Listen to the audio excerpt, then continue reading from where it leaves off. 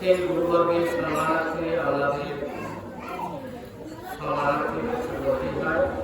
বলার মধ্যে অনেক কিছু হতে পারে, আগে থেকে আমি ক্ষমা চাইছি। এখন আমরা শুরু করছি। কেন আমরা এই গীতা কথাকে প্রাধান্য দিই? তাই গীতা মহাত্মে বর্ণিত রয়েছে, একম শাস্ত্রম দেবপুত্র গীতা, এক দেব দেবপুত্র এব, এক মতস্য নাম জানি, কর্মাত্মকম তস্য দেবস্য সেবা। অর্থাৎ বর্তমান জগতে মানুষ একইভাবে একান্ত করছে একটি শাস্ত্রের, একটি ভগবানের, একটি ধর্মের, একটি ব্যক্তির। তার একম শাস্ত্র দেবপুত্র গীতা সারা পৃথিবীর মানুষের জন্য সেই সব শাস্ত্র ভগবান গীতা। এক দেব দেবপুত্র এক সমগ্র বিশ্বচরাচরে একম ভগবান ভগবান শ্রীকৃষ্ণ, এক মন্ত্রস্য নাম জানি, একক মন্ত্র, একক প্রার্থনা, একক স্তোত্র, তার নাম হরে কৃষ্ণ কৃষ্ণ কৃষ্ণ হরে হরে, হরে রাম রাম হরে কৃষ্ণ কৃষ্ণ কৃষ্ণ হরে হরে, হরে রাম রাম হরে হরে, হরে কৃষ্ণ কৃষ্ণ কৃষ্ণ হরে হরে, হরে রাম রাম হরে হরে। এই উপময় বাণী শুরু করছিলেন শ্রী বিবেকানন্দজি, যিনি পাশ্চাত্য দেশে সনাতন ধর্মের পুনরুদ্ধার করেছিলেন। বিশ্ব চরাচরের কাছে এই অমৃত বাণী পৌঁছে দেওয়ার জন্য যারা ধর্ম নিয়ে বিভিন্নভাবে ছোট বড় বিচার করে।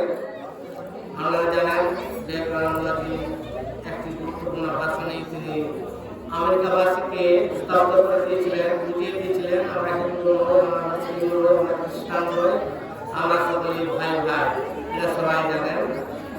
আর তাকে এই সনাতন ধর্মকে অবহিত করবার জন্য তারা যে ধর্মগ্রন্থগুলি একত্রে সাজিয়েছিলেন, সেখানে এই গীতাকে রাখা হয়েছিল সবার নিচে। সকলেই চুপ দিলে ভালো, অনেক সময় দিলেন, এবার একটু এদিকে তাকান, ডিস্টার্ব করলে অনেকটাই অসুবিধা হয়। তাই পরে কথা বলবেন, যে যা বলবেন এখন একটু শুনলে ভালো। তো সেই গীতা, যে গীতা আমাদের গীতা আমরা বলতে পারি, সেই গীতাকে তারা বিভিন্ন ধর্মগ্রন্থের নিচে সাজিয়ে রেখেছিলেন আর বলেছিলেন তোমার ধর্ম দেখো কত ছোট, তাই তাকে সবার নিচে রাখা হয়েছে, চাপা পড়ে গেছে তোমার ধর্ম। কত সুন্দরভাবে বিবেকানন্দজি উত্তর দিয়েছিলেন, অনেকেই হয়তো জানেন, অনেকে হয়তো জানেননি। তিনি বলেছিলেন একটা বাড়ি দাঁড়িয়ে থাকে ভিতের উপর, ভিতটা শক্ত না হলে বাড়িতে দাঁড়াতে পারে না।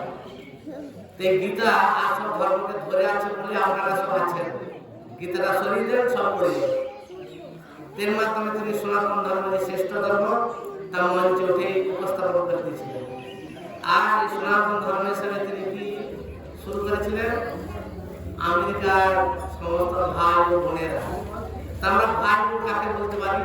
যদি আমরা একই পিতার অংশ না হই, এক সনাতন ভগবানের অংশ না হই, তাহলে আমরা কি করে নিজেদেরকে ভাই বোন বলে পরিচিত করতে পারি? তাই তিনি এই জাগরণ ঘটিয়েছিলেন, কিন্তু আমরা ঘুমিয়ে আছি। তিনি জাগরণ ঘটাইছিলেন কোথায়? কোথায় বলে সূর্য উঠলো এখানে আর ঘুম ভাঙলো ওখানে। সূর্য কোথায় উঠলো? এখানে, আর ঘুম ভাঙলো ওখানে। দুটি শব্দ যদি বুঝতে পারেন তাহলে মনে হয় অনেকটাই আমরা এগিয়ে যাব। মহাপ্রভু ভগবান কৃষ্ণ রামচন্দ্র যা আবির্ভূত হয়েছে কোথায়? এই ভারতবর্ষের মাটিতে। আবার এখানে সূর্য বলতে মহাপ্রভু স্বয়ং বাংলার মাটিতে। তাই আমাদের ঘরের ছেলে বলি। আর এখানে সূর্য উঠে আর জেগে গেল কারা? সারা বিদেশ, সারা বিশ্ব আজকে হরিনামের সংকীর্তন করছে। জয় সচি নন্দন গৌর হরি বলে তারা নগরে নগরে কীর্তন করছে। তারা এমনি কীর্তন করছে না, তারা তাদের যে চিরাচরিত স্বভাব ছিল, যে অত্যন্ত জঘন্যভাবে তারা বুঝতে পারল, তাই তারা যেদিন থেকে মহাপুচরণ আশ্রয় করেছিল সেদিন তারা কি সংকল্প করেছিল? আজ থেকে আমিষ আহার করব না। তারা সম্পূর্ণ আমিষ আহার ত্যাগ করেছে। তারা নেশা করবে না, যারা নেশা ছাড়া জীবন ধারণ করতে থাকতো না, নেশা করবে না। জুয়া, যাদের জুয়াই ছিল একমাত্র জীবনের পথ, জুয়ার মাধ্যমেই তাদের বিজনেস, সেই জুয়া তারা পরিত্যাগ করলো। আর যাদের বাবা মায়ের অ্যাড্রেস দেওয়া যেত না, অবৈধভাবে জীবন ধারণ করত, কে পিতা কে মাতা তার কোনো ঠিক ছিল না, তারা সেই অবৈধ জীবন ত্যাগ করে জয় সচিনন্দন গৌর হরি বলে ভগবানের তারা গিয়ে নগরে নগরে গ্রামে গ্রামে হরিনাম সংকীর্তন করছে। তাহলে জাগা উচিত ছিল আমাদের, আর জেগে গেল ওরা। আর সেই বিবেকানন্দ যেন তাদেরকে সেই জাগিয়ে দিয়ে শুরু করে দিয়েছিল যে আমরা সনাতন ভগবানের সনাতন অংশ, আমরা না হিন্দু না অন্য কোনো ধর্ম, হ্যাঁ, না খ্রিস্টান না বৌদ্ধ জৈন। কিন্তু তথাকথিত অনেক ধর্ম পরবর্তী ক্ষেত্রে এসেছে, সেটা মতবাদের উপর ভিত্তি করে। কিন্তু সেই নিত্য সনাতন ধর্ম গীতার ধর্ম, যেটি আজ থেকে প্রায় ৫,৫০০ বছর আগে ভগবান পুনরায় কুরুক্ষেত্রের রণাঙ্গনে অর্জুনকে লক্ষ্য করে আমাদের সবার জন্য দিয়ে গেছে। কিন্তু আমরা সেই গীতা সম্বন্ধে অনেকটাই দূরে সরে আছি। গীতা নাম করলে ভয় পাই, গীতা রাখতে ভয় পাই, গীতা শুনতে ভয় পাই। তাহলে আমরা কি, আমরা কোন ধর্মে? জিজ্ঞেস করি না নিজেকে যে আমরা কোন ধর্মে? যদি গীতা আমাদের ধর্ম হয়, আমরা গীতা থেকে দূরে থাকি, গীতার কথা শুনতে আমাদের হৃদয় কম্পিত হয়, তাহলে আমরা ধর্ম পরিচয় দেব কিভাবে? তাই লিখেছেন হিন্দু জাগরণ মঞ্চ। হিন্দু মানে সনাতন ধর্ম, হিন্দু বলে এমনি কোনো ধর্ম নেই, হিন্দু ধর্মই সনাতন ধর্ম। আর আমরা সেই সনাতন ধর্মের মানুষ। তাই আমরা অত্যন্ত সৌভাগ্যবান যারা এই সনাতন ধর্মকে আশ্রয় করে জন্মলাভ করতে পেরেছি, তারা অত্যন্ত সৌভাগ্যবান। তারপরে ভারতবর্ষের মতো মাটিতে, আর তার থেকেও আরো সৌভাগ্যবান যে সে মহাপুর চরণগুলিতে আমরা নিজেদেরকে এই মনুষ্য আকারে প্রকাশিত হওয়ার সুযোগ পেয়েছি। তাই আমাদের জাগতে হবে। আমরা এই জাগরণ থেকে কি বোঝা যায়? যে আমরা ঘুমিয়ে আছি, সত্যি আমরা ঘুমিয়ে আছি। আমরা যে চিন্তা করি হ্যাঁ আমরা ঘুমিয়ে আছি, আমরা মনে করি না আমরা জেগে আছি। আমরা ঘুমিয়ে আছি, কিসে ঘুমিয়ে আছি? না আমরা ধর্ম বিষয়ে ঘুমিয়ে আছি। প্রত্যেকটি ইসলাম ধর্ম যারা যাজক করে তাদেরকে একদিন তাদের সেই মসজিদে যেতে হয়, তাদের আল্লাহর কথা শুনতে প্রতিদিন গির্জায় যেতে হয়। কি কথা শুনতে? যিশু খ্রিস্টের বাণী শুনতে। কিন্তু আমাদের এই সনাতন হিন্দু ধর্মে তেমন কোনো জায়গা দেখেছেন যেখানে প্রত্যেককে যেতে হবে সপ্তাহের একটি দিন? আছে কোথাও? কেন নেই? এটাই হলো আমাদের অহংকার, এটাই হলো আমাদের পতনের সূচনা। তাই আমাদেরকে জাগতে হবে। সেই জাগার জন্য আমাদেরকে কি করতে হবে? না, এই জাগরণ হচ্ছে গীতা। সেই গীতা যদি আপনি শ্রবণ না করি, গীতার যদি আমরা চর্চা না করি, আমরা যত হিন্দু হিন্দু বলে বুকে স্ট্যাম্প লাগিয়ে ঘুরে বেড়াই, আমাদেরকে লোকে গালি দিবে, সারা বিশ্ব গালি দিবে। আর যদি না চাই তাহলে আমাদেরকে জানতে হবে। আমরা ঘুমিয়ে আছি। ভাগবতে একটা কথা শোনা যায় যে অন্ধ ছিল ধৃতরাষ্ট্র। তো অন্ধ ছিল ধৃতরাষ্ট্র বলে একদিন দ্রৌপদী দুর্যোধনকে অন্ধের পেতা অন্ধ বলে তিরস্কার করেছিল, আপনারা সবাই জানেন। তো ধৃতরাষ্ট্র তো অন্ধ ছিল, তাহলে তাকে অন্ধ বলে কেন বলেছিল দ্রৌপদী? তাই না? তাহলে কত রকমের অন্ধ আছে? জন্মান্ধ, মহান্ধ, কামান্ধ, জ্ঞানান্ধ। ধৃতরাষ্ট্রদের জন্মান্ধ হয়, তার দুর্যোধন কোন অন্ধের মধ্যে পড়ে? তাকে অন্ধ কেন বলেছিল? তার মানে আমাদের ভাবতে হবে জন্মান্ধ ছাড়া আরো একটা অন্ধ রয়েছে, তার মধ্যে আমরা পড়ে যাবো না তো? আমরা কি জ্ঞানান্ধ নই? আমরা কি কামান্ধ নই? আমরা কি মহান্ধ নই? একটু প্রশ্ন রাখার দরকার। উত্তরটা যদি কারো থাকে যারা আমাকে বলবেন। তাই আমাদের সামনে দিয়ে অহরহ জন্ম মৃত্যু খেলা চলছে।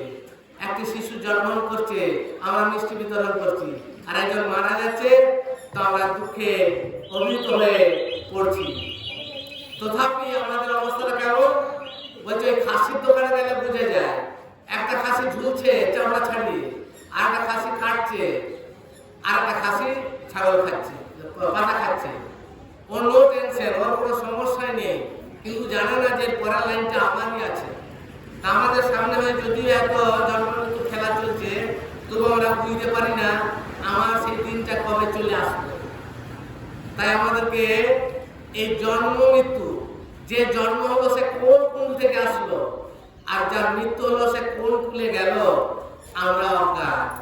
আমরা জানি না সে কোথা থেকে আসলো, এই মনুষ্য রূপ পেল, আর যে মনুষ্য দেহ ছেড়ে চলে গেল সে কোন রূপ পেল, পশু শরীরে গেল না পাখি শরীরে গেল না আরো কোনো অসুর জনিতে গেল, আমরা জানি না, আর আমরা জানতেও চাই না। তাই আমাদেরকে ভগবান দৃষ্টি দেওয়ার জন্য সেই অমৃতময় গীতার একটা বাণী দিয়ে আমি শুরু করছি। জাতস্যহি ধ্রুব মৃত্যু ধ্রুবম জন্ম মৃতস্য চ তস্মাৎ অপরিহার্যাতে ন তং সচিত মহর্ষি। ভগবান বলছেন, যার জন্ম হয়েছে তার মৃত্যু অবশ্যম্ভাবী, যার মৃত্যু হয়েছে তার জন্ম অবশ্যম্ভাবী। অতএব অপরিহার্য কর্তব্য সম্পাদন করার সময় তোমার শোক করা উচিত নয়। যার জন্ম হয়েছে তার মৃত্যু অবশ্যম্ভাবী, যার মৃত্যু হয়েছে তার জন্ম অবশ্যম্ভাবী। তার আমাদের জন্ম হবে, তাহলে এই জীবনটা আমাদের শুরুও নয়, আর এই জীবনটা আমাদের শেষও নয়। অনেক জন্ম আমাদের অতিক্রান্ত হয়ে গেছে, আর অনেক জন্ম আমাদের অতিক্রান্ত হবে, যদি আমরা এখনো সচেতন না হই যে এই মনুষ্য জন্মের উদ্দেশ্যই কি। তাই যার জন্ম হয়েছে তার মৃত্যু হচ্ছে, যার মৃত্যু হবে তার জন্ম হচ্ছে। এটি সত্যতা প্রমাণ করেছিলেন ধর্মপুত্র যুধিষ্ঠির। ধর্মরাজ তাকে প্রশ্ন করেছিলেন জীবনের সত্য কি, তিনি বলেছিলেন মৃত্যু। এখন এখানে কেউ বলতে পারবেন কি যে না মৃত্যু সত্য নয়, আমার মৃত্যু হবে না? কেউ বলতে পারবেন না। তাহলে মৃত্যু হলে চরম সত্য, যার প্রমাণ দরকার হয় না, আমরা দিন রাত প্রমাণ দেখতে পাচ্ছি। তাহলে ভগবানের সেই গীতার বাণীটি ধর্মরাজ পুত্র যুধিষ্ঠির বলে দিয়েছিলেন যে মৃত্যু আমাদের আছে, তাই আমাদের কাছে দাঁড়িয়ে আছে, তাই না? দুয়ারে, কারো দুয়ারে দাঁড়িয়ে আছে, কার সামনে এসে গেছে, কারো আসার জন্য ট্রেনে চেপে গেছে, আর কারোর জন্য লেটার ছাড়া হয়ে গেছে, পোস্ট বক্সে পড়ে গেছে, কখন এসে পড়বে কেউ জানে না। তাই সেই মৃত্যু আগে আমাদের কি করতে বলছে? অপরিহার্য কর্তব্য সম্পাদন করা। সেই অপরিহার্য কর্তব্যটা কি, যে আমাদেরকে ভগবান সম্পাদন করতে বলছেন। তাই এটা শুনতে গেলে আমাদেরকে আসতে হবে কোথায়? আমাদেরকে আসতে হবে সেই মহাত্মাদের চরণে। সেই মহাত্মারা কি বলছেন আমরা শ্রবণ করব। তার মধ্যে জানেন ভক্ত শ্রেষ্ঠ প্রহ্লাদ মহারাজ, যিনি মাতৃগর্ভ থেকে ভগবত ভক্তির বীজ প্রাপ্ত হয়েছিলেন, আর তিনি কি বলেছিলেন? কৈমার আচরের প্রাজ্ঞ ধর্মান ভাগবত আনিয় দুর্লভম মানুষম জন্ম তবে ধ্রুবম অর্থদাম। মানে কি? কৈমার আচরের প্রাজ্ঞ, প্রাজ্ঞ ব্যক্তি জীবনের শুরু থেকে ভাগবত ধর্ম অনুশীলন করবেন। প্রাজ্ঞ ব্যক্তি মনুষ্য জন্ম লাভ করে জীবনের শুরু থেকে অর্থাৎ বাল্যকাল থেকে অন্য সমস্ত প্রয়াস ত্যাগ করে ভাগবত ধর্ম অনুষ্ঠান করবেন। মনুষ্য জন্ম অত্যন্ত দুর্লভ এবং অন্যান্য শরীরের মতো অনিত্য হলেও তা অত্যন্ত অর্থপূর্ণ, কারণ মনুষ্য জীবনে ভগবানের সেবা সম্পাদন করা সম্ভব। এর থেকে আর শ্রেষ্ঠ উপদেশ আমাদের কাছে কি আসতে পারে? প্রাজ্ঞ ব্যক্তি। এখন আমরা জানলাম যে জ্ঞানান্ধ শব্দ একটা আছে। এখন নিজেকে জিজ্ঞেস করি যে আমি জ্ঞানে অন্ধ আছি কিনা, আমি কি প্রাজ্ঞ পণ্ডিত ব্যক্তি? তাহলে আমি মনুষ্য জন্ম সম্বন্ধে জানি, মনুষ্য জন্ম কি, আর এই জন্ম এত দুর্লভ কেন, আর এই জন্ম পাওয়া মাত্রই আমাদের কি করা উচিত। তাহলে ভগবান গীতায় বললেন অপরিহার্য কর্তব্য, আর ভাগবতে প্রহ্লাদ মহারাজ বললেন সেটি হলো ভাগবত ধর্ম অনুশীলন করা। যদি আমরা এই ভাগবত ধর্ম অনুশীলন না করি তাহলে আমরা কিভাবে মানুষ হিসাবে নিজেদেরকে তুলে ধরতে পারি?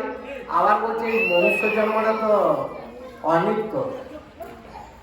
অনিত্য হলেও বলছে মনুষ্য জন্ম অনিত্য। এখন আমরা মনুষ্য শরীরে রয়েছি, কে কতক্ষণ থাকবো কেউ বলতে পারবো না। মৃত্যু হলেই কোন শরীরে চলে যাবো জানি না। তাই এই মনুষ্য শরীর অত্যন্ত দুর্লভ এবং অনিত্য। তাই বলছে জীবনটা হচ্ছে অনিত্য, কিন্তু জীব নিত্য।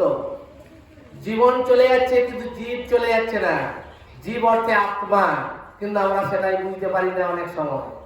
তাই জীবনটা অনিত্য হলো, জীব নিত্য আর আত্মা নিত্য। ভগবান গীতার 2য় অধ্যায়ে কয়েকটা শ্লোকের মধ্যে এই আত্মতত্ত্ব ব্যাখ্যা করেছেন যে আত্মা অবিনশ্বর, আত্মার মৃত্যু হয় না, আত্মার কোনো জন্ম হয় না, তার কোনো পরিবর্তনও হয় না। কিন্তু আমরা সেই তত্ত্ব সম্বন্ধে জানি না। তাই বলছেন যে এই মনুষ্য শরীরটা অনিত্য।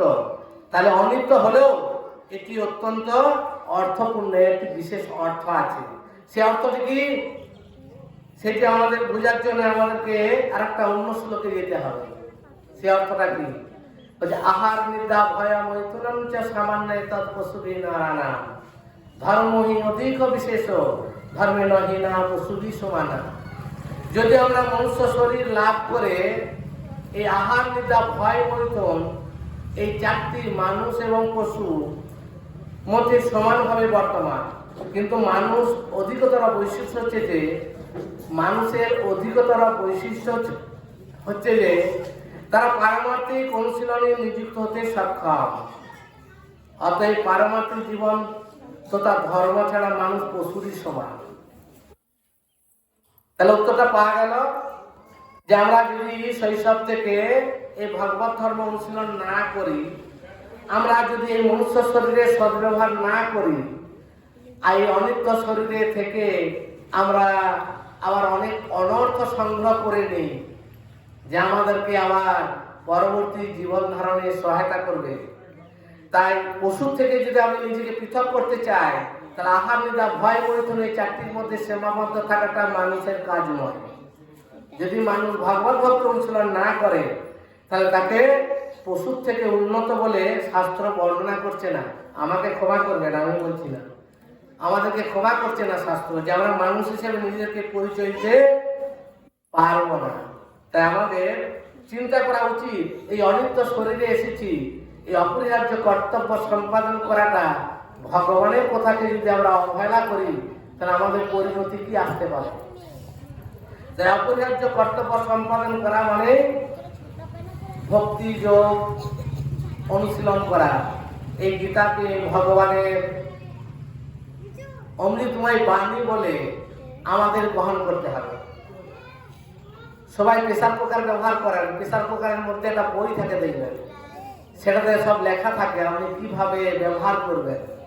আপনি সেটা না জেনে যদি ব্যবহার করেন, নিশ্চিত বিপদ আপনার, এমনকি মৃত্যুও ঘটতে পারে। তাই আমরা সেই প্রেসার কুকার নিয়মের কারণটা জেনে নেবো, ব্যবহারটা জেনে নেবো, তারপর ব্যবহার করব। নির্বিঘ্নে আমরা রান্না করতে পারবো। কোনটার জন্য কটা সিটি পড়বে পরিষ্কার করে লেখা আছে। ঠিক সেরকম মনুষ্য দেহ পেয়ে যদি আমরা গীতা থেকে দূরে থাকি, তাহলে আমাদের নিশ্চিত বিপদ। কেউ বিশ্বাস করুন আর না করুন, সেই বিপদটা কি? অনন্ত কোটি জন্ম আমাদেরকে মনুষ্য শরীরে নয়, ইতর জনিতে, পশু জনিতে, সর্প জনিতে আমাদেরকে জন্ম করে ঘুরে ঘুরে প্রায়শ্চিত্ত হতে হবে।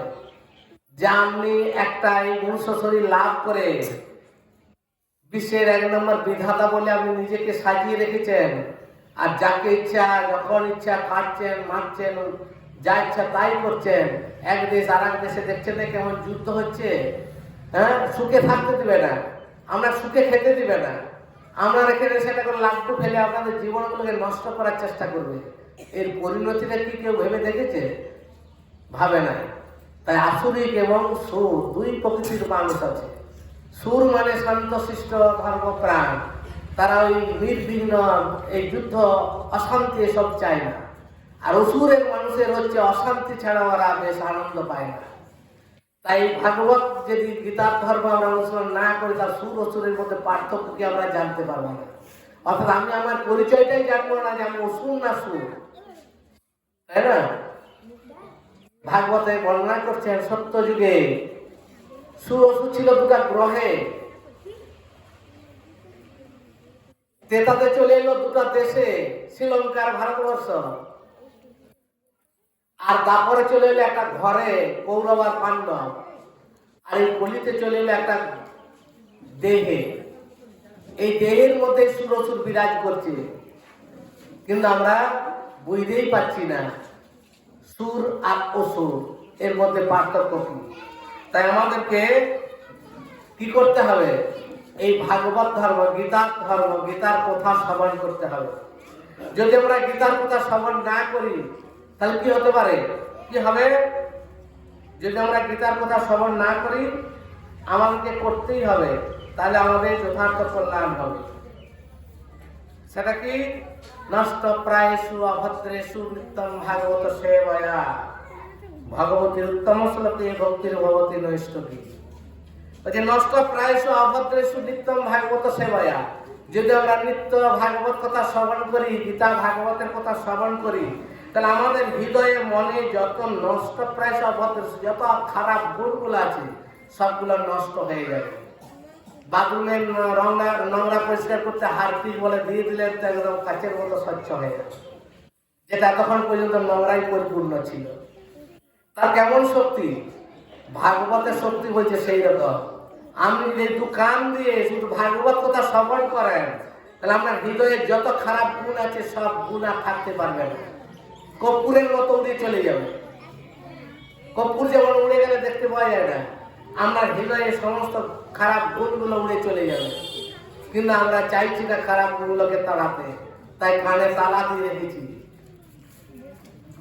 হরি কথা বাদ দিয়ে সব কথা শোনার জন্য আমাদের কান 24 ঘন্টা একদম ব্যস্ত। তাই ভগবান বলছেন নষ্ট প্রায় অভদ্র নিত্যম ভাগবত সেবায়া। এই নিত্য ভাগবত কথা সেবা করতে হবে। ভাগবত সেবা বলতে দুই ভাগবত আছে এখানে। এক বস্তু ভাগবত, এখান থেকে আমি পড়ছি, আর ব্যক্তি ভাগবত দেখুন প্রভুপাদ আচার্য ছিল, এই যে বললাম কল্যাণ মহারাজ, এরা হলেন ব্যক্তি ভাগবত। সেই ব্যক্তি ভাগবতের সেবা করলে আমরা এই বস্তু ভাগবতের সেবার মাধ্যম দিয়ে আমাদের পরম পুরুষোত্তম ভগবান শ্রীকৃষ্ণকে জানতে পারবো, তার সাথে আমাদের কি সম্পর্ক সেটা জানতে পারবো। আর যতক্ষণ এই সম্পর্কটা আমরা জানতে না পারছি, ততক্ষণ আমরা ভালো কিছু করতে পারবো না। আমি আমার এই শব্দটা কি যন্ত্রণাদায়ক আমরা বুঝতে পারবো না। যতক্ষণ আমি আর আমার এই শব্দটাকে আমরা পুষিয়ে রাখবো মনের মধ্যে, ততক্ষণ আমাদেরকে একদম সে কাংড়া বিচার মতো যন্ত্রণাময় কামড় সহ্য করতেই হবে, কিছু করার নেই, তাই না? তাই আমাদেরকে বলছে কি শুনতে হবে? ভাগবত কথা শ্রবণ করতে হবে, নিত্য নিত্য শুনতে হবে। আমাদের যেমন ছিল প্রভুপাদ জানেন, কলির মানুষ কর্মব্যস্ত, তাদের নানা ধরনের চিন্তা, তারা অল্প পেলে সন্তুষ্ট হয় না, ছোটখাটো বাড়ি থাকলে সন্তুষ্ট হয় না, এখন সেই 5 স্টার হোটেলের মতো সব বাড়ি বানাতে চায়। তো এদের এত সময় হবে না, তো এরা যদি 7 দিনের মধ্যে অন্তত একটা দিন 2 ঘন্টা ভাগবত গীতার কথা শ্রবণ করে, তাহলে এদের চৈতন্যের উদয় হবে। তা আমরা 7 দিনে 2 ঘন্টা সময় বের করতে পারি না। একটু গীতা শ্রবণ করব কি গীতা পাঠ করব, এইরকম আমরা হয়ে গেছি। বলো একটা ধরা সাপের মতো হয়ে গেছি, এমন খেয়েছে শুয়ে আছে, ঠেললেও লড়ছে না। হ্যাঁ, সেই অবস্থা যেন আমাদের হয়ে গেছে। চেতনার জন্য আমাদের কাছে কোনো প্রকাশই নেই। কি চেতনা আছে আমাদের? কার ক্ষতি করতে হবে, কার হিংসা করতে হবে, কার পিছনে লাগতে হবে। হ্যাঁ, এই চেতনা আমাদের মধ্যে খুব প্রবল ভাবে আছে। তাই ভাগবতের এই চেতনার যে স্তরগুলি বর্ণনা করেছেন, চেতনা কয় প্রকারের আমাদের জানা আছে?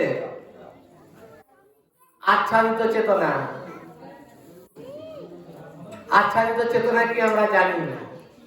সংকুচিত চেতনা, মুকুলিত চেতনা, বিকশিত চেতনা, পূর্ণ বিকশিত চেতনা। এই চেতনার সম্বন্ধে আমি না জানি, আমি কি করে জাগ্রত চেতনা লাভ করব?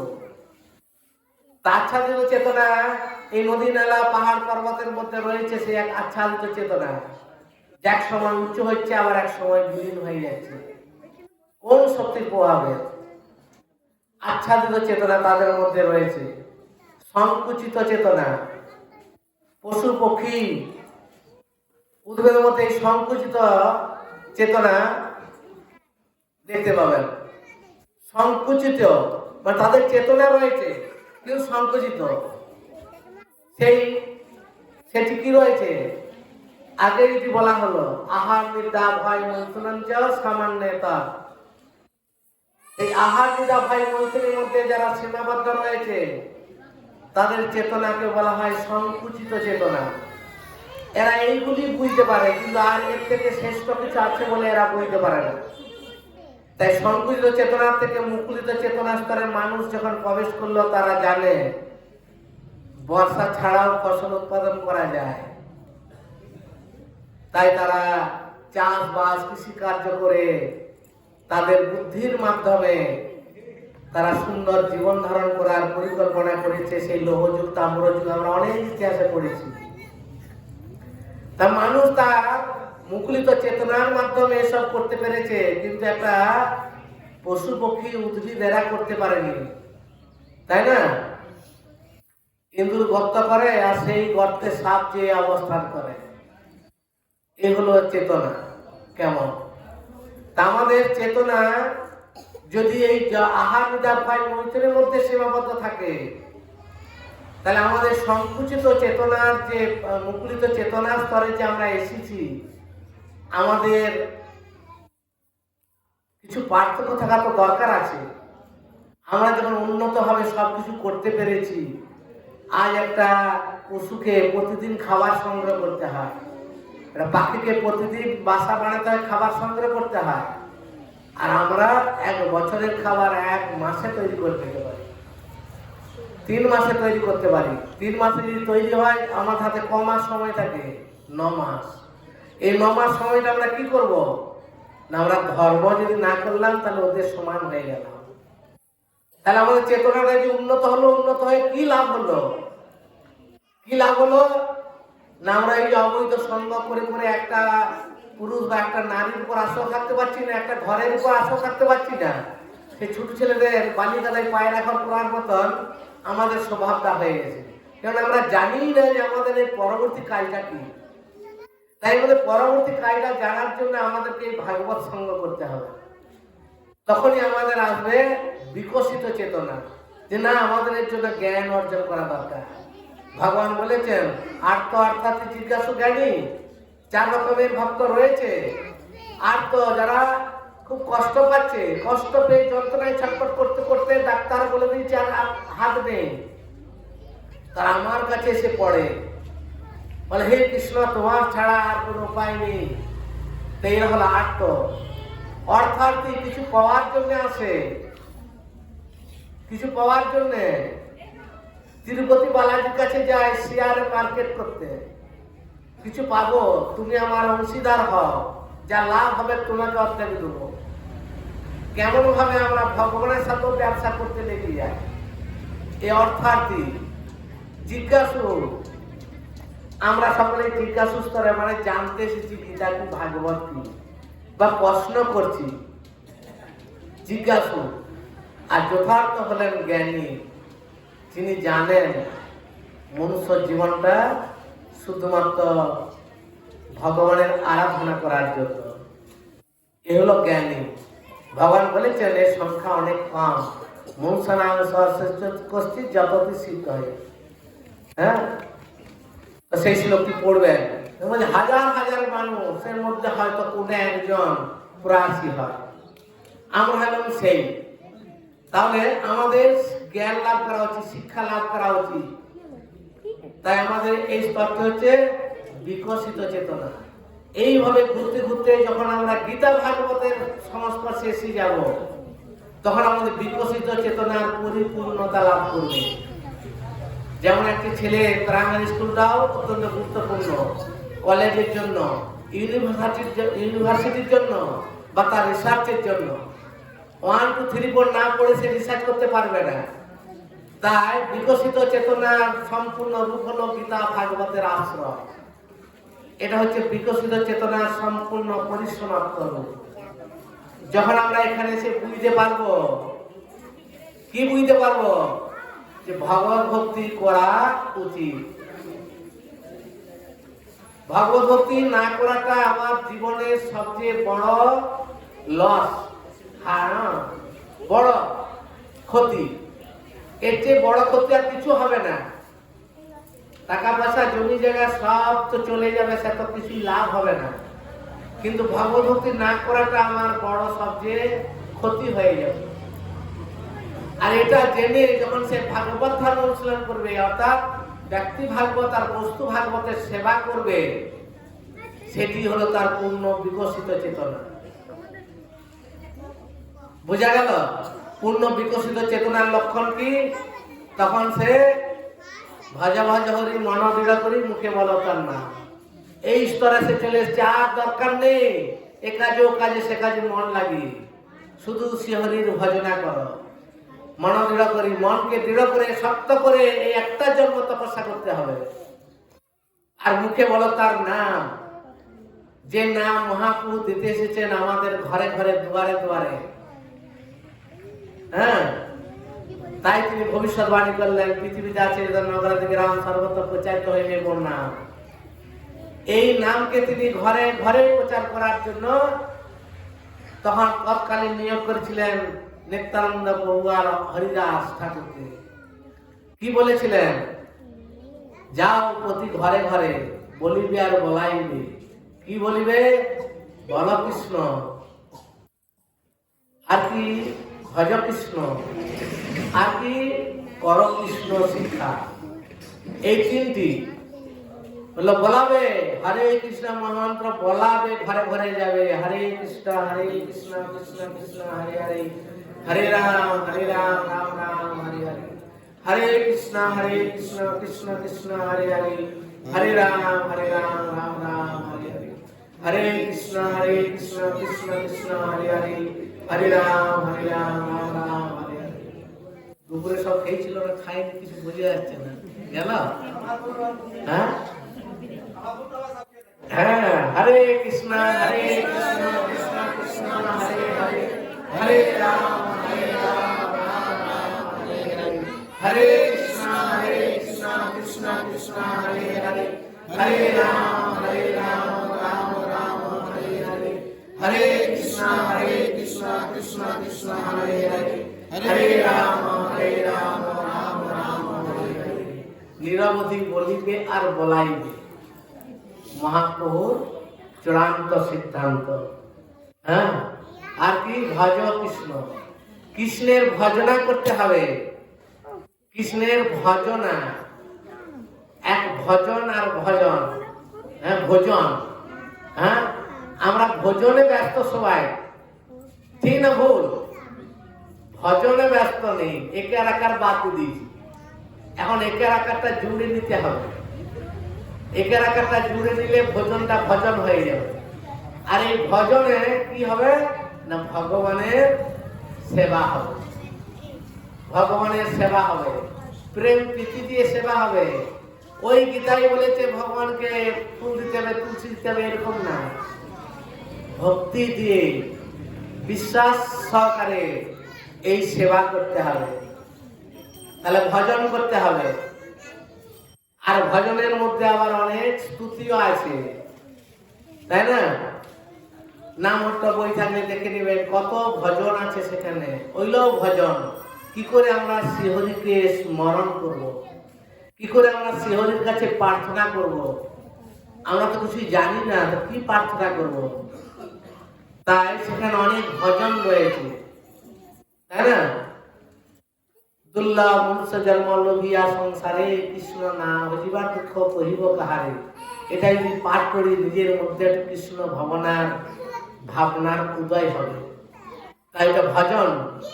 আর এক ভজন হলো ভগবানকে নিয়মিত সেবা করতে হবে। তার আরাধনা মানে সেবা। যেমন হয় আমাদের সেবা করে, আমার মা আমাকে সেবা করে মানুষ করেছে, বড় করেছে, আমার কৃষ্ণ ভাবনার দুঃখটিকে সেরকম সেবা করে বড় করতে হবে। সে কি শুধু ওই যশোদা আর ওই সচি মায়েরই হয়েছিল? আমাদের কেউ নয়, আমাদের কেউ নয় না, আমাদের কেউ বটে। তাকে আমাদেরকে দূরে রাখলে হবে না, তাকে সেবা করতে হবে, ঠিক না? আমার যদি মৃত্যু নেই, তাহলে যিনি পরম পুরুষোত্তম ভগবান, তার মৃত্যু আছে নাকি? তার সে তো বেঁচে আছে, তাকে তো আমাদের খাবার দেওয়া দরকার। কিন্তু আমরা দেখতে পাচ্ছি না বলে দিচ্ছি না, এটাই কি না? দেখতে তো আমরা অনেক কিছুই পাই না। কি দেখতে পাই আমরা? আমরা মায়া কাম ছাড়া কিছু দেখতে পাই না। তাই আমরা এই বাতাসকেও দেখতে পাই না, অথচ যে বাতাস ছাড়া আমরা এক মুহূর্ত বাঁচব না।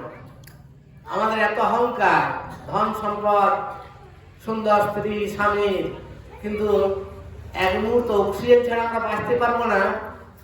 এই অহংকারটা যদি আমাদের হতো, তাহলে মনে হয় ওই অহংকার আমাদের আর থাকতো না, যেটি আমরা নিরবধি প্রাপ্ত হয়েছি। তাই ভজন করতে হবে। সেই ভজন করতে গেলে কি করতে হবে? কল্যাণ মহারাজ একদম সূত্র দিয়ে দিয়েছে, আত্মশ্রদ্ধা। এই সাধু সঙ্গে ভাগবত পাঠে ভগবানের কথার প্রতি শ্রদ্ধা থাকতে হবে। যদি শ্রদ্ধা না থাকে তাহলে কিছু লাভ হবে না। শ্রদ্ধায় সাধু সঙ্গ করতে হবে। আত্মশ্রদ্ধা তত সাধু সঙ্গ। শ্রদ্ধা থাকলে এই সাধু সঙ্গ হবে। এই গ্রামে এই কটি লোক আছে, এখন যদি ফ্রি একটা হলের ব্যবস্থা করা হয়, সবাই এখানে খাবার পাবে। লাইন দিতে হবে কোথায় জানেন তো? ওই মনে হয় পুরা মদনপুর শেষ হয়ে রানীগঞ্জ চলে যাবে লাইনটা। হ্যাঁ, ভুল বললাম? এখানে ডাল পুরি অনেক কিছু পাওয়া যাচ্ছে, কোনো কুপন লাগছে না, লাইন দিলেই পাওয়া যাচ্ছে। মারামারি লেগে যাবে, ফোর্স নিয়ে আসতে হবে লাইন মেনটেন্স করতে। কিন্তু এই ভাগবত কথা শুনতে, এগুলো সব পুরোনো কথা, এগুলো শুনে কোনো লাভ নেই, তাই না? তাই ভিড়ও নেই। তাই প্রভু অত্যন্ত কৃপা করে এই যে আয়োজন করেছেন, এই যারা রয়েছি, অন্তত আমার মতো অমর ব্যক্তিও যদি ভগবত ভক্তির একটা উন্নতি লাভ করে এই মঞ্চের থেকে পাঠের মাধ্যমে, তাহলে আমার মনে হয় এই পুরা হরি মন্দিরে আসাটা আমার জীবনের একটা সার্থক বলে আমি মনে করব। তাই এই ভাগবত ধর্ম অনুশীলন করার জন্য আমাদেরকে শ্রদ্ধার সহিত সাধুসঙ্গ করতে হবে। শ্রদ্ধা বিশ্বাস না থাকলে কিন্তু সাধুসঙ্গ করে কোনো ফল হবে না, ঠিক না? আত্মশ্রদ্ধা তত সাধুসঙ্গ। আর সাধুসঙ্গে এলে ভজন ক্রিয়া হবে না কেউ বলতে পারবে না। অবশ্যই ভজন ক্রিয়া শুরু হবে যদি আমি সাধুসঙ্গ করি। কেমন সাধুসঙ্গ? ও বাদ কি বললেন? সপ্তাহে একদিন 2 ঘন্টা, এইটুকু ভগবানের কথা শ্রবণ করলেই আমার ঘরে ভজন শুরু হয়ে যাবে। কৃষ্ণ অবস্থান করে নেবে, মহাপ্রভুর নাম প্লেট বসে যাবে। হ্যাঁ, ভজ চৈতন্য নিতাই, আর কিছু দরকার নাই। আমরা ঘরে চৈতন্য নিতাই ঘরে ঢুকে পড়বে, আর এই চেতনাকে চেতনার উচ্চ স্তরে আপনি চলে যাবেন। যে চেতনা দেবতারাও প্রার্থনা করে, যে ভাগবত ধর্ম অনুসরণ করার জন্য এখন কেন মর্তলকে জন্ম করলাম না? এখন ফ্রিতে ভাগবত শোনা যাচ্ছে। 4 কালের মধ্যে কোনো কালে এইভাবে ভাগবত শোনার সুযোগ হয় না। তাই এই সময় যদি এই মর্তলকে জন্ম করতাম, আর এই বহুপাদের মতো আচার্য যেভাবে সারা দেশকে নেড়া করে দিয়েছে, এই সৌভাগ্য আমরা হারিয়ে ফেলছি, তাই না? দেখুন টিভি খুলে, পেপার পত্রিকায় সারা বিশ্ব কিভাবে জেগে উঠেছে। আমরা এখনো ঘুমিয়ে রয়েছি। তাই কেন রয়েছি না? আমাদের এই শ্রদ্ধার অভাব, বিশ্বাসের অভাব। তাই বিশ্বাস বলতে আমাদের জাগাতে হবে। হ্যাঁ, আমরা পৃথক করে খুব অভ্যস্ত। হ্যাঁ, একটু বড় জায়গা থাকলে আমরা পাঁচিল তুলে দিতে খুব অভ্যস্ত। একের মুখ অন্যে দেখবো না, এটা আমরা খুব অভ্যস্ত। কিন্তু আমরা এক হয়ে যাওয়ার কোনো অভ্যস্ত নয়, তাই না? সেই একটা হব তখনই যখনই আমরা এই শ্রদ্ধায় সাধুসঙ্গ করব। সাধুসঙ্গে আসলে ভজন ক্রিয়া শুরু হবে। আর ভজন ক্রিয়া হলে আমার যে অনর্থগুলো রয়েছে, যে কু অভ্যাস রয়েছে, কু স্বভাব রয়েছে, কু মন রয়েছে, সেগুলো দেখবেন আপনার থেকে ধীরে ধীরে দূরে সরে যাচ্ছে। এটা আপনাকে তাড়াতে হবে না, আপনার চলে যাবে। দেখবেন যেমন ভাবে একটা উদাহরণ দিলাম, হারপিক বাথরুমে দিলেই আপনার 100 বছরের ময়লা উঠে চলে যাবে। তাই কৃষ্ণ ভাবনার যে গন্ধ, তার যে স্বাদ, তার যে মলিনতা দূর করার শক্তি, তা আপনার সমস্ত দেহ মনের ময়লাকে পরিষ্কার করে দেবে। তাই ভজন শুরু হয়ে যাবে। ভজন শুরু হতে হবে অনর্থ নিবৃত্তি। অনর্থ নিবৃত্তি হলে কি হবে? এই প্রভু যেমন ঘরে ঘরে ঘুরে মনে হয় কিছু আদায় করছে কিনা আমি জানি না, আমি ভিক্ষা করেও ভগবত ভক্তি করতে শুরু করবেন। ভগবান এরকম পাঠের আসর করতে শুরু করবেন। আমার টাকা পয়সা নিতে কি আছে? ভিক্ষা করতে তো আমার কোনো অসুবিধা নেই। চুরি করা থেকে তো ভিক্ষা করা অনেক ভালো। বরং এই চেতনাটা আরো শুদ্ধি হয়ে যাবে যদি আমি যেতে পারি। তাই না? কে বলবে অকর্ম করতে পারে না, ভিক্ষা করতে এসেছে। হ্যাঁ, কে বলবে কোনো কাজ নেই, আমাদেরকে বিরক্ত করতে এসেছে। এইগুলো যত কানে ঢুকবে না, আপনার চেতনা তত দেখবেন কেমন করে নোংরা আবর্জনা সব পেরিয়ে যাচ্ছে। আর তখন হরিনামটা কত মিষ্টি লাগবে দেখবেন। হ্যাঁ, যে হরিনাম এখন আমরা স্বাদ পাচ্ছি না, সেই হরিনামটা অমৃত মনে হবে আপনার। যখন আপনি এই দ্বারে দ্বারে ঘোরার মতো নিজেকে তৈরি করতে পারবেন, ভিক্ষা করে ভাগবত ধর্ম অনুশীলন করতে পারবেন, ভাগবত পাঠে আসর করতে পারবেন, আর এই ভাই বোন আত্মীয় স্বজনকে নিজের মতো করে নিতে পারবেন। যে না, আমার অনেক রয়েছে ভাই বোন আত্মীয় স্বজন, হ্যাঁ, যারা খুব কষ্ট পাচ্ছে, তারা জীবনের অর্থ কি জানেই না। তাই তারা যদি এই ভগবানের কথা একটু কান দিয়ে শ্রবণ করে, আর দু চোখে যদি দুটো জল বের করতে পারে 2 ফোঁটা, তাহলে মনে হয় তাদের জীবনের অংশীদার হয়ে যাবে ভগবান। আর যখন অংশীদার ভগবান হয়ে যাবে, তাদের এই দুর্দিন আর থাকবে না, অবশ্যই তাদের সুদিন এসে যাবে। তা আপনি এক মুঠো খাবার দেওয়ার কি উপকার করবেন? একটা বস্ত্র দেওয়ার কি উপকার করবেন? মানুষের চেতনাটা যদি অমলিন থাকে, আমি কোনো কিছু দিয়ে তার প্রকৃত উপকার করতে পারবেন না। কিন্তু তার কানের মধ্যে যদি তার সেই উন্নতির মন্ত্রটা দিয়ে দিতে পারেন, কেন সে অভাবী, কেন সে রোগাক্রান্ত, কেন সে পীড়িত, কেন সে আর্ত, কেন তার পিতা নেই, কেন তার মাতা নেই, কেন সে একা পৃথিবীতে বিচরণ করছে, এটা যদি সে জানতে পারে, তখন আর সে নিজেকে একা মনে করবে না। তাই আমাদের শুরু হয়ে যাবে কি? অনর্থ নিবৃত্তি। অনর্থ নিবৃত্তি মানে আমাকে দরকার হলে ভিক্ষাও করতে হবে। সাধু সেবার জন্য, বৈষ্ণব সেবার জন্য, ভক্তদের সেবার জন্য আমরা ভিক্ষা করতে হবে। এটা হচ্ছে অনর্থ নিবৃত্তি স্তর। এই স্তরে চেতনা আরো নির্মল হয়ে যাবে। তাহলে কি আসবে? না, নিষ্ঠা এসে যাবে। নিষ্ঠা মানে আমি তো আগে বসলাম, পরে সবাই বসলেন।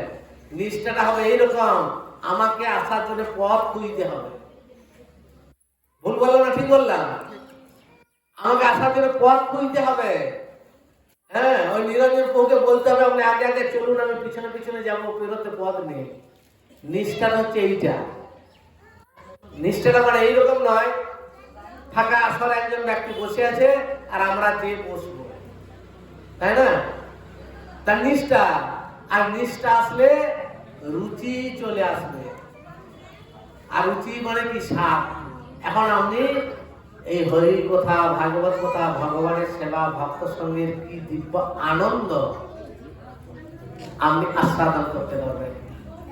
এইভাবে রুচি চলে আসলে কি হবে? ভাব, হ্যাঁ, আর প্রেম, কৃষ্ণ আপনার হৃদয়ের মধ্যে অবস্থান করবেন। তাই আমাদেরকে এইগুলো করতে হবে। যদি আমরা না করি ভজন স্তরে, তাহলে কি হবে? আমরা জীবনের কোনো ভালো কিছু করতে পারবো না। এরপর কি? হ্যাঁ, বলো কিন্তু না, ভজন কিন্তু করো কৃষ্ণ শিক্ষা। শুধু ভজন পড়ে আমরা কৃষ্ণকে জানতে পারবো না, তার জন্য গীতা ভাগবতের আমাদের শিক্ষা নিতে হবে। যদি আমরা গীতা ভাগবতের শিক্ষা নিতে হবে, তাই আমাদের নিয়মিত গীতা ভাগবত অধ্যয়ন করতে হবে, শ্রবণ করতে হবে। বলছে ভালো লাগুক আর না লাগুক খাবেন তিতা, তিতা খেলে শরীরের উপকার হবে। আর ভালো লাগুক আর না লাগুক পড়বেন গীতা, এই গীতা পড়লে আমাদের বহুত কল্যাণ হবে, তাই না? তাই আমাদের কি করা উচিত? এই নিয়মিত ভাগবত ধর্মের অনুশীলন করা উচিত, হ্যাঁ না? তাহলে আমরা কি করতে পারবো? হ্যাঁ, এই দুরাত্মা ছিল কে? দস্যু রত্নাকর, সে মহাত্মা হয়ে গেল কি করে? তপস্যা করে। তাহলে দুরাত্মা মহাত্মা হয়ে গেল, হ্যাঁ, ভোগাত্মা, পাপাত্মা, মহাত্মা। কত আত্মার বর্ণনা রয়েছে দেখুন শাস্ত্রে, কিন্তু আমরা চুপচাপ। যাই হোক, আমরা অত্যন্ত ভক্তিমান ভক্তিমতী, আমাকে হরি ভজন মানে হরি কথা বলার সুযোগ করে দিয়েছেন। পুরা গ্রামবাসী চরণে অসংখ্য অসংখ্য ধন্যবাদ প্রণাম। আমি যা বললাম এগুলি আমার নিজের কথা নয়, এগুলি ভাগবতের কথা। কেউ যদি দুঃখ কষ্ট পেয়ে থাকে ক্ষমা করবেন।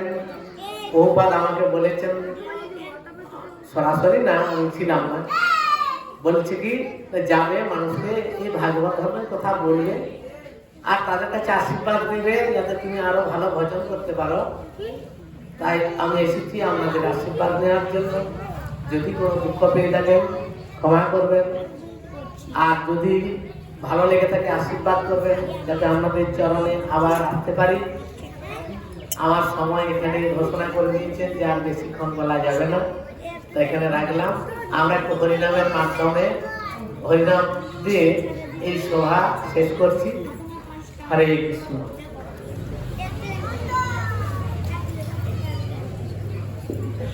হরে কৃষ্ণ।